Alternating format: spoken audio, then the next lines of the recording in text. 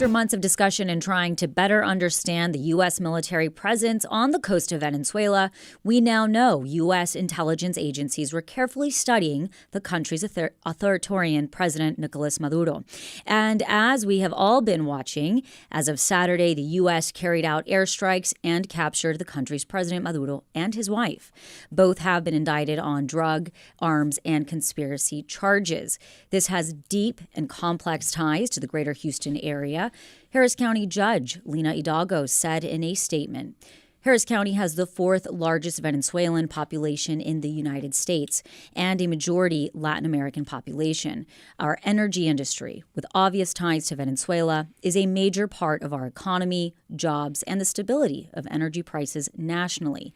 I know that folks in Harris County are watching President Trump's actions.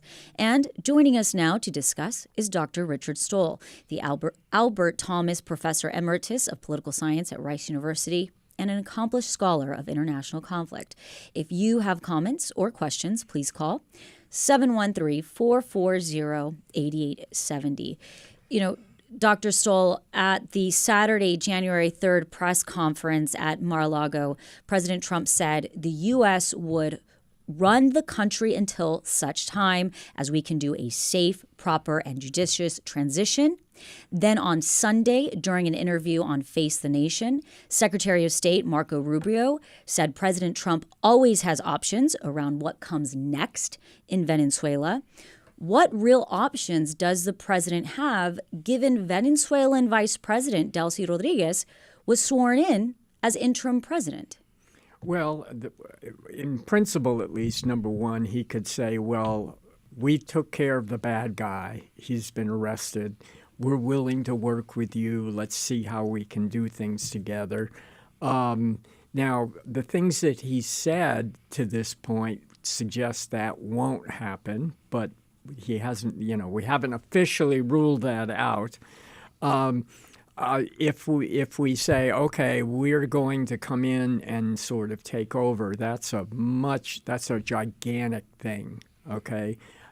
We would have to send a large number of our people from our military to make sure that people were behaving correctly, et cetera, et cetera. And if we started that might go on for a very, very long period of time. So hopefully we will be able to get together with the existing leadership there and work things out and put this thing to bed. But who knows? So let me ask you this. The bad guy was able to stay the bad guy by paying off the military and the drug cartels. They're not going to go quietly and say, okay, now that he's gone, we'll go away and let everything go back to a peaceful democratic nation. That's not likely to happen. So regardless of who the head person is, what becomes of those that are propping that person up? Mm-hmm. Well, I expect them to, they might initially say, okay, well, let's just see if this can be worked out. But if it isn't working out to their satisfaction, that is, if they're not able to continue to do what they've been doing, then I expect them to, in one way or another, resist what the United States is trying to accomplish. And that means war. Well, it might not reach the level of war, but at a minimum, it would mean they're not cooperating with the United States. Okay, I'm confused, so help me through with this, because I feel like the mixed messaging that's coming from our administration as to what actually is going on here. Because as my co-hosts have already mentioned, the fact is they went in and they took a singular person out, well, him and his wife. But they left his entire administration regime in place. So it wasn't a regime change. It wasn't that they shifted who runs the country necessarily. His vice president is now effectively president. So was it a singular crime that they were going after a criminal for, meaning they went after Maduro because he's a bad guy, an illegal individual? Or is it that they want to change the way the country works? Or is it, what is actually the impetus for all of this? Well, I think the only person that truly knows the answer to your question is our president. But having said that, I think if the Trump administration feels, okay, we took out the head person, which if you're in the government there and you're still around, it's like they took him. I might be next if I don't cooperate with the United States. So it's conceivable that things will settle down and that the Trump administration will be happy with the way things are going. And, this is no longer a story of interest. But if there is resistance among the leadership and among the people of Venezuela, then we're talking about a very different kind of situation. Do we send potentially, I hate to be extreme, thousands of American troops to help police the area? And if we do, they are likely to have to remain for an extended period of time. So it really depends on whether the rest of the leadership of Venezuela says, okay, we'll find a way to appease the United States enough that we can stay around or not. And to go back to my question, what I'm trying to dig into is, if in fact they went after Maduro and his wife as a criminal or criminals, then is that different than, in a sense, I hate to use the word invasion, but they didn't come into a country to alter the country. They came in to pick up a criminal, and therefore they get different legal standing as they bring him in, as opposed to having invaded a country and taking out its leader. Do you understand where I'm trying to go? Yeah, except that at the end, I think, while they didn't like the particular leader, they were also more broadly concerned with the overall relationship between the United States and Venezuela about their oil, et cetera, et cetera. But doesn't that change the legalities of what they could and couldn't do without congressional okay and all? If they're going after a criminal individual, it's different than an assault on a nation. That's true. But if they think that by simply getting rid of the one criminal, that turns things around, then, that's fine. But again, if the people and the existing government of Venezuela decides, no, we're not going to cooperate, then we're in a very different situation. Do we send potentially thousands of troops in to help stabilize it? Quick question. A criminal according to whom? International courts, the United Nations, President Trump. Who said this guy's a criminal? The U.S. government has said that. So we get to say whoever's a criminal, because there have been people who have said internationally that people in our military are criminals for blowing up boats in the Caribbean. So do they have the right to come in if they can pull it off and take one of the people from our government and say, this person we feel is a criminal, so we're going to take them and try them in our country? Well, at least in theory, the answer is yes. As a practical matter, I think for virtually every country, it would be very, very difficult. Sure. And the United States wouldn't treat it as you're coming after a single person. So might makes right. If you can pull it off, you can pull it off. Yeah. And if you can't, well, Yeah. too bad. Yeah. That's the country we've become. You're listening to Hello Houston. We are speaking with Dr. Richard Stoll regarding the Venezuelan conflict. We're going to go to the phone lines. Chris from Cyprus is on the line. Chris, welcome to Hello Houston. What is your question or comment for Dr. Stoll? Hi, good morning. Well, what's confusing even more so is the fact that he just pardoned the president of Honduras. And if you guys can address that, that'll, throw a little bit more mud into the waters. Yes, thank you, Chris, for that call. For how many tons of cocaine did the president of Honduras move into the United States? Honduras' president had been tried, found guilty, and then the president pardoned him of the same sense of an idea of concept of illegality as what Maduro supposedly did. Explain that to us. I'd love to, but I really don't have a clue. I don't know why President Trump felt like pardoning someone who had been convicted in American courts and clearly was guilty. Maduro, at least at this point, is in a somewhat different situation. But I have no idea why the president pardoned that But gentleman. it says clearly this isn't about drugs.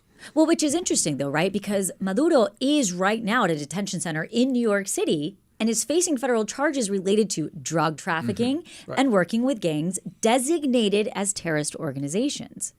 So what is it? Not drugs. Yeah, I think the bottom line is that the president and I think his advisors felt that Maduro was not behaving in a manner that would work well with the United States, and we, because we have an excellent military, were able to do something about him. I don't think this is, a court case, really. Yesterday on the talk shows, Marco Rubio said that a little-known story is that Maduro was being guarded by Cubans, not by other Venezuelans, that the Cuban government had sent armed guards to protect him. And there is a known very close relationship between Cuba and Venezuela. And what's also known is that Marco Rubio detests Cuba. So how much of his personal back at you came into this? Well, I think, I think that was just an additional factor. At this point, I don't have any reason to believe that was the motivating factor, but it was like, well... Icing on the cake? Yeah, that's another reason we've got to do something about this guy. I do want to go back to what Frank was asking you about a minute ago when it comes to the legality of doing this, because Maduro is going to be then tried by our laws, which his people, his country never agreed to, and the right to go in there. And as was brought up, anybody can do this anywhere. International law says what on all of this? Well, I'm not an expert on the international law thing, but, the idea that you could, arrest, in quotes, a foreign leader for, domestic issues in your country. In most cases, people would say, no, you can't do that. Okay, your laws in your country don't really apply to foreign leaders. Right. Now, we have, to this point, gotten away with that because we physically possessed the guy, because we were able to physically go get him and bring him to the United States. So now we can do more or less what we want with him. But if we look internationally, if you don't see countries saying, you foreign leader X have committed crimes, on a personal level, really, against us, and we're going to take you to our court. That doesn't happen. So then explain to me what would stop our positioning of supporting if Russia went into Ukraine and took their president and said he broke our laws and so we're taking him back to Russia. What could America do then? We've done the exact same thing. Well, we could still say we want him back. We could threaten Russia with this or that. But again, that's outside the legal sphere that Russia would be claiming and that we've been claiming with this guy. I mean, I think the real reason, Trump wanted this guy to go, and he needed to find a reason, an excuse, and a way to make it happen. And that's why we're in the current situation. But what you just said sounds very familiar to past presidents that we've had in situations 2022 or 2002, 2003. Just looking at that, do you think there is what type of repercussion is it going to be for the president if he was just simply ripping out a page from another president's playbook? I'm not sure what the repercussions will be for President Trump. I think in part, if this thing settles down, okay, Maduro goes to jail, let's say, but there are no other repercussions. The U.S. continues to be able to get oil from Venezuela, other things work out, then this thing will just disappear as an issue. And we will be discussing the oil and gas aspect of this with University of Houston Energy Fellow coming up at the second hour of Hello Houston. So Dr. Stoll, to broaden this out a little bit, kind of what Ernie was, I think, talking about, what type of precedents does this set globally when other countries are looking at how this was handled, given that our president wanted to take out this particular president and he was going to find reasons for it? Well, I think it sets a bad precedent. But I also should point out that if we go back to ancient history, the Monroe Doctrine and what was referred to as the Roosevelt corollary of that, which is you can't interfere in our hemisphere, in some ways, what we've just seen is consistent with that doctrine. doctrine didn't have any legal standing. It was a statement by an American president about what we would and would not tolerate, which doesn't make it, this is international law. But, this in some ways takes us back to, the early 1900s and the way the United States government treated Latin and South America. We'll trade with you, we'll do this and that, but you got to listen to us and do what we say and don't mess with us. But to follow that up, and I've heard Monroe Doctrine being cited through all of this, but that was, as I understood it, help me where I'm wrong here, that was other spheres of the globe coming into our hemisphere, not within our hemisphere. If you're having a conflict within our own, then the Monroe Doctrine doesn't apply. Well, the so-called Roosevelt Corollary, which was not a law or anything, it was simply a statement and then a policy by President Roosevelt. Which was what? Said, you guys, we sort of control what happens in our hemisphere. So the U.S. controls what happens in our hemisphere. If you, the people there, do things we don't like, we will do something about it. And Venezuela was having people from China and other adversaries come into Venezuela to talk about what? I mean, what were they doing there? Do we know? I think for China, part of it was trade, but part of it also was if we can establish a strong relationship with a country in that hemisphere, that helps us internationally, and it helps us put pressure on the United States. And we're not going to tolerate that. Well, we didn't. I mean, but we'll see. If we're back here in a couple of years, what's the situation look like then? I don't think Maduro is going to go back to being the president or anything. Right. But in terms of what his country is doing and who they're relating with, we'll see. Dr. Stoll, I've seen it. Reaction very split. There are some Venezuelans that have been outwardly, publicly crying, saying, we are free. This is the best thing that could have ever happened. I've also seen other Venezuelans say, I had a friend who is Venezuelan, and he said, I'm not sure how I feel about this. So I think people are holding space for both feelings of, yes, a dictator, what some would call a dictator has been taken out, but as well, we are seeing, we're not sure what's next for the Venezuelan people. I've also heard you say, if things settle. And when you're talking about if things settle, what does that look like for the Venezuelans?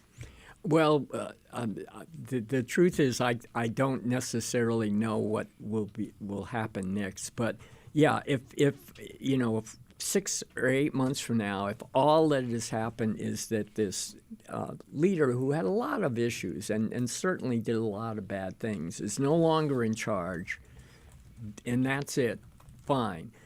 If the result of this is a much greater American presence, whether physically or just sort of politically, into Venezuela and affecting how things are internally, that's a bad sign. Not to even mention that the president has also said, well, Venezuela is not the only place on my list where I'd like to see changes. We don't have time to talk about Greenland, but sure we do. Can't take the United States. The people of this country won't allow that to happen, will we? I don't think Americans would favor it, but what exactly are we going to do to stop it?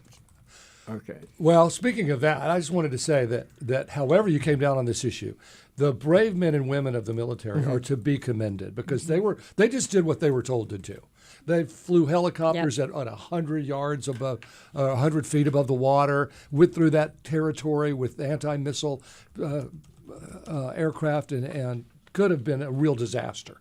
They went into the jaws of what could have been death and did what they do. Mm-hmm. And so I do, however you feel about this, we have a heck of a military. Absolutely. And again, however you feel about it, for all these other countries in the world saying, memo to self, don't cross the U.S. because they have a really fabulous military and they may end up using it against us if we do a lot of things that their government doesn't like. And I think there are a lot of videos of Maduro very publicly, threatening the president, saying, "Come and get me." And then just a few days later, They did. he's in New York City. So Yep, definitely sending some signals out there. But again, you are listening to Hello Houston. We are speaking with Dr. Richard Stoll, the Albert Thomas Professor Emeritus of Political Science at Rice University and an accomplished scholar of international conflict. You can join the conversation at 713-440-8870. I want to go back to something we were touching on earlier, and as far as leadership. And one of the things they're saying is that the president was illegally and not fairly elected as president of Venezuela, Maduro. But then doesn't that make his vice president not fairly elected too? If that's how he got into office and she was his vice president and came in with him, then she's also an illegitimate leader. And if that's the fact, I'll get through it all, then you can straighten me out here. There is the opposition leader that won the Nobel Peace Prize and we have been supporting, and now Trump says, she's not right for the presidency either. How can they justify then the vice president taking leadership role when they say that is not a legal elected regime? Well, I don't know enough about the domestic politics in the country to know, what was the vice president elected like literally with the same vote as the president, or was that a separate election that, let's say, there were no discrepancies, et cetera, et cetera? That is, I don't know for certain whether the vice president was really legitimately elected, and given their constitution, if something happens to the president, the vice president takes over, so that would be, quote unquote, totally legal. Or was this part of a bogus election, and the vice president is as illegal in terms of being elected as the president was? Right. But the opposition leader then, her positions and points, it seemed as though we were in her camp as a nation up until this weekend, and now suddenly maybe her interests for the salvation of the country don't necessarily align with the U.S.'s. Yeah, and then, I would also think from her point of view, it's one thing I would, thank goodness this bad guy is gone, but does this mean that the United States will sort of have a heavy presence in my country and run things and do things to its benefit and not our benefit? So even though she's probably a little bit pleased about what we did, will this result in a situation where she and her country have less control over things because the United States is taking over? And to your point, Dr. Stoll, the vice president is appointed by the president. Mm-hmm. So you're right to question that. She was not elected illegitimately. He was, and then everybody that was appointed by him, that's when you have to question, well, were these legal appointments? Yeah. But as long as the assembly there, kind of like our Congress, says we're good with it, then I guess we're good with it.